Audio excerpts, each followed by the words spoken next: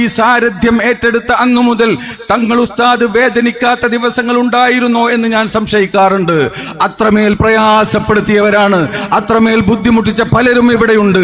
പക്ഷേ മഹാനായ തങ്ങൾ ഉസ്താദ് നബി സല്ലല്ലാഹു അലൈഹി വസല്ലമ തങ്ങൾ പറഞ്ഞതുപോലെ ഇദ്ഹബൂ ഫഅൻതും മുത്ലഖാ എന്ന് പറഞ്ഞ പോലെ എല്ലാവരെയും ചേർത്തി പിടിച്ച് അവിടെയാണ് നമ്മൾ നിൽക്കേണ്ടത് എന്ന് പ്രവർത്തകരെ ഞാൻ ഓർമ്മപ്പെടുത്തുകയാണ്.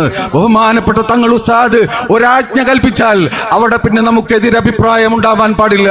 ഈ ഉമ്മത്തിന്റെ ഐക്യം ഇവിടെ സംരക്ഷിക്കപ്പെടേണ്ടതുണ്ട്, കാത്തു സൂക്ഷിക്കപ്പെടേണ്ടതുണ്ട്, അന്തസ്സോടുകൂടെ കാത്തു സൂക്ഷിക്കപ്പെടേണ്ടതുണ്ട്. രണ്ടാമത്തൊരു കാര്യം, അതിനുവേണ്ടി വിട്ടുവീഴ്ച ചെയ്തപ്പോൾ ഒരു നിമിഷം സമസ്ത കേരള ജംഇയ്യത്തുൽ ഉലമയുടെ ഇർളിന് ഒരു നേരിയ അപമാനം സംഭവിച്ചു എന്ന് കണ്ടപ്പോൾ ആ മഹാമനുഷ്യന്റെ ഹിമ്മത്ത്, ആ മഹാമനുഷ്യന്റെ ഗീറത്ത് അവിടെയാണ് വെളിവായത്. തങ്ങൾ ഉസ്താദ് പറഞ്ഞു, സമസ്തയുടെ ഇർളിന് അഭിമാനത്തിന് കോട്ടം സംഭവിച്ചാൽ അതിന്റെ മുന്നിൽ മാറുപിരിക്കാൻ സന്നദ്ധനാണെന്ന് പറഞ്ഞു.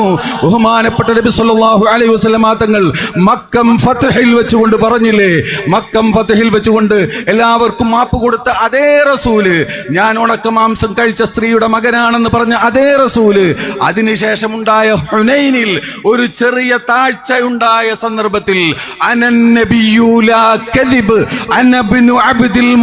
എന്ന് പറഞ്ഞ റസൂലുള്ളാഹിന്റെ സ്വഭാവമാണ് അവിടെ പ്രതിഫലിച്ചത്. അതുകൊണ്ട് അങ്ങയിൽ ഞങ്ങൾക്ക് അതിയായ പ്രതീക്ഷയാണ്. ഈ പരിശുദ്ധമായ സമസ്തയെ കാത്തു സൂക്ഷിച്ച് കണ്ണിന്റെ കൃഷ്ണമണി പോലെ കാത്തു സൂക്ഷിക്കാൻ ഈ സഞ്ചയം സജ്ജമാണെന്ന് ഇവരെയൊക്കെ പ്രതിനിധീകരിച്ചുകൊണ്ട് തങ്ങൾ ഉസ്താദിനോട് പറഞ്ഞുകൊണ്ട്, MT ഉസ്താദിനോട് പറഞ്ഞുകൊണ്ട്, സമസ്തയുടെ നേതൃത്വത്തോട് പറഞ്ഞുകൊണ്ട് ഞാൻ എൻ്റെ വാക്കുകൾ അവസാനിപ്പിക്കുന്നു.